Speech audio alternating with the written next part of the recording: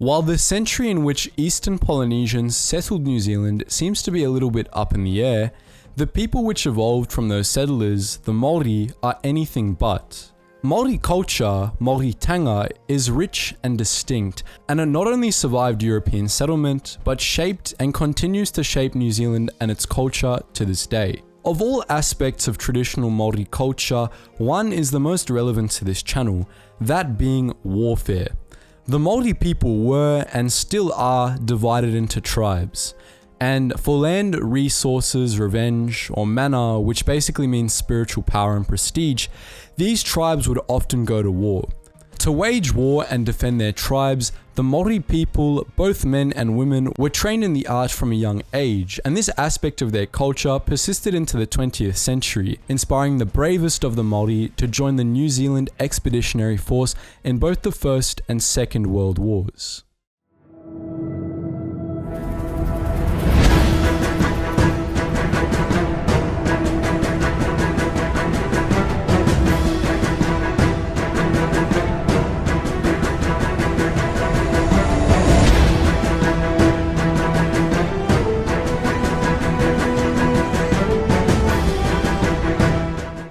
To understand Maori involvement in World War II, it helps to have a basic idea of their involvement in World War I.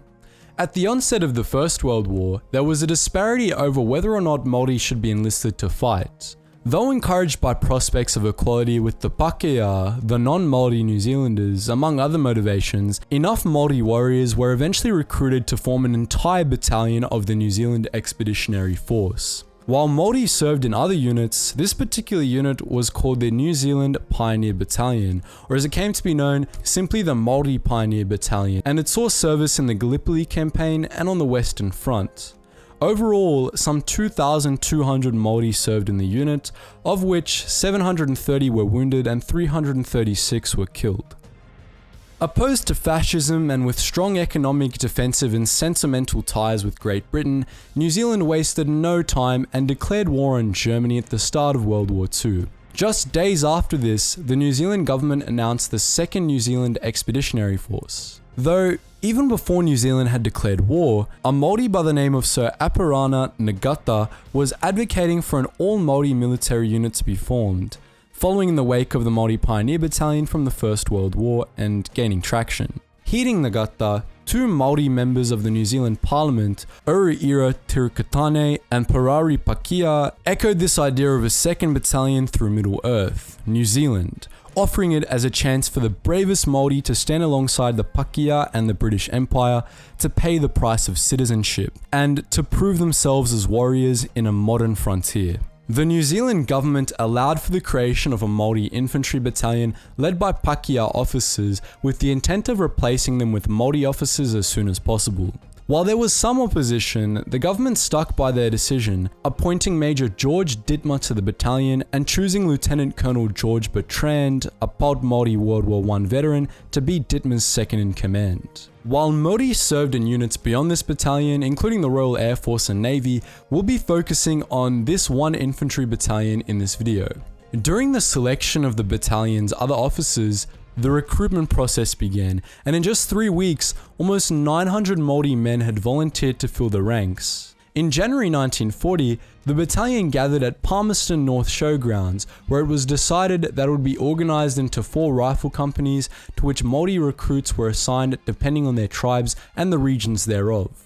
It's also important to note that men from Pacific Islands, the Chatham Islands, and the Stewart Islands made up a part of one of these companies. In February, the battalion was issued equipment and training commenced. Fresh out of rural existence, many of the Maori assigned to technical trades such as medical orderlies, mechanics, and drivers had to learn their trades from scratch. On top of this, a lot of training time was lost attending to Maori dental hygiene, and many Maori struggled to fit their feet into the boots which had been tailored for narrow Pakia feet, literally.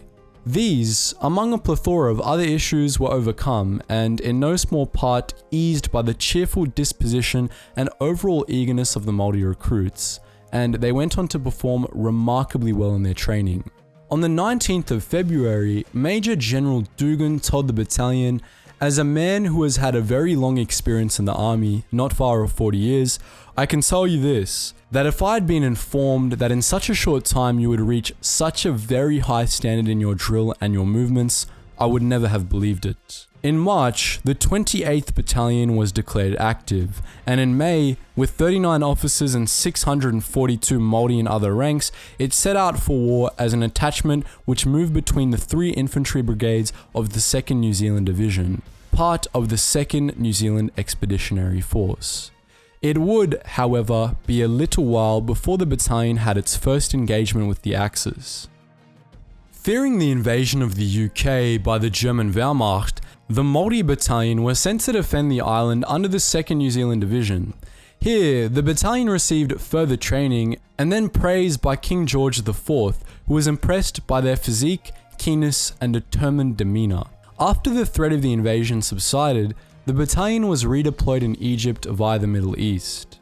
After being reinforced in a camp at Garawi, Egypt, having had a portion of their forces put to bed by influenza, the battalion was moved to Alexandria and then was shipped to Greece, where it saw some action. Attached to New Zealand's 5th Infantry Brigade, and as part of a British, Australian and New Zealander deployment, the Maori Battalion were posted to north of Crete, Greece, to defend against the German invasion in April 1941.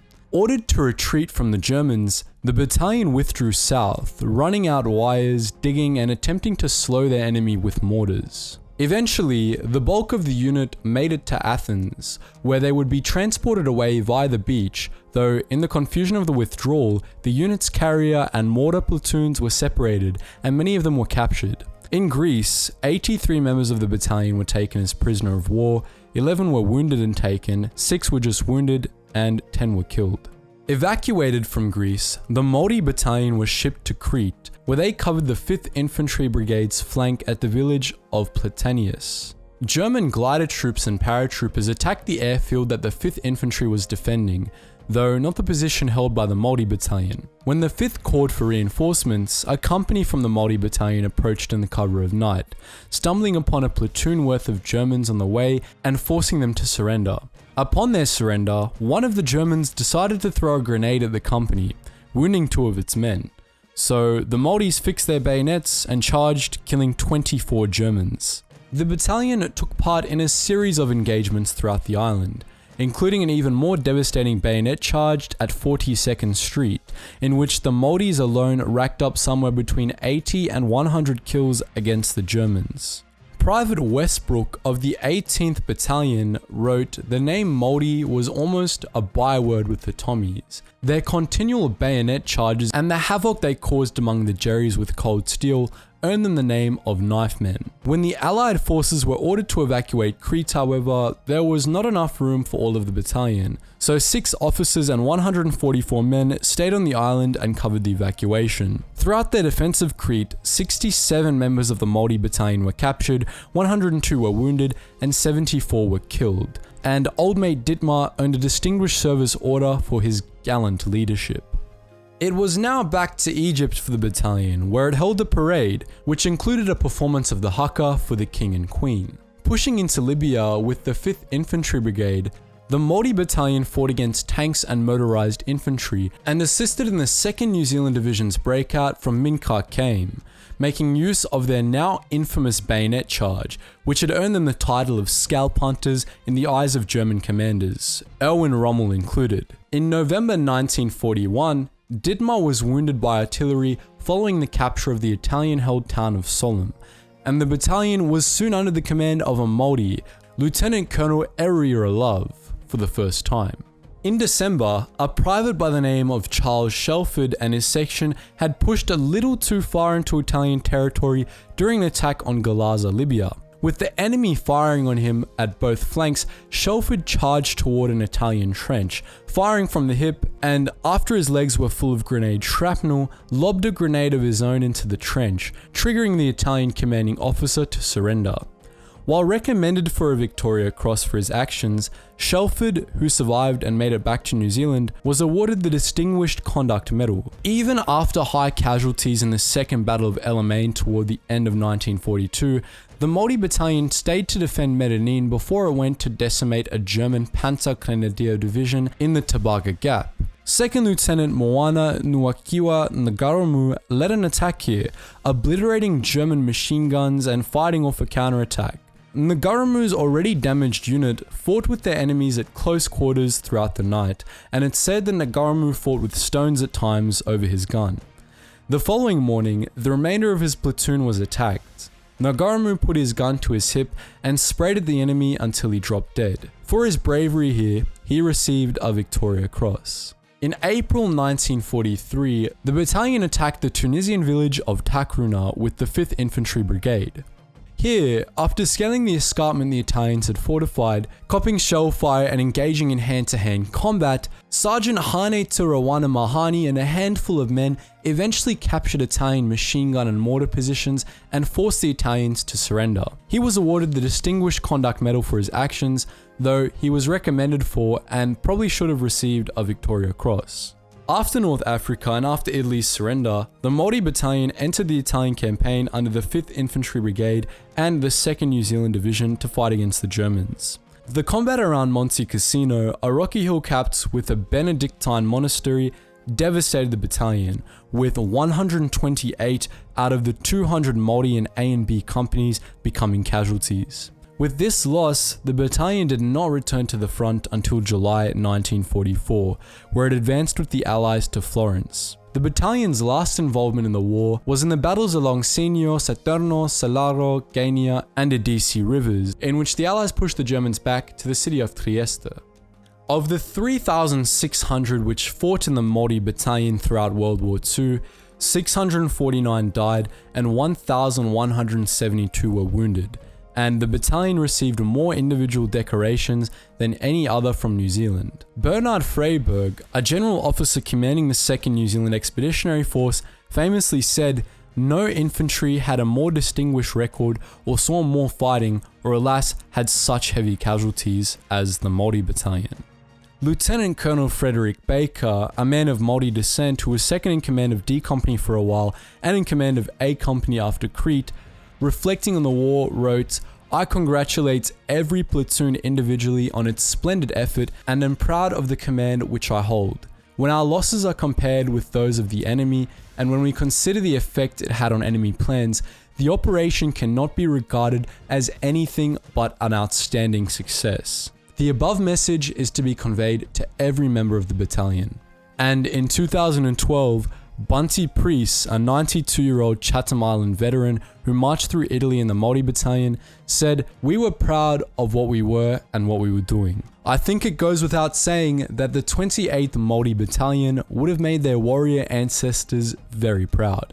So guys, that's a little bit of history of the Maori battalion in World War I and World War II. And if you want to hear anything about these kind of more obscure units in World War II, make sure you let me know which ones in the comment section below, and I'm going to try my hardest to make it into a video. Anyways guys, just before you go, I do have an announcement to make. If you've ever wanted some niche history merch that only you and a select few other people would understand, then make sure you head to our new website, where we'll be selling a bunch of designs for your shopping pleasure. We're going to rotate the designs every month or two, so if you want this first wave, make sure you go to the site and check it out. We've got jackets, long sleeve t-shirts, and even wall art. So there's something for everybody. Anyways guys, as always, thank you for watching and I hope to see you in the next video.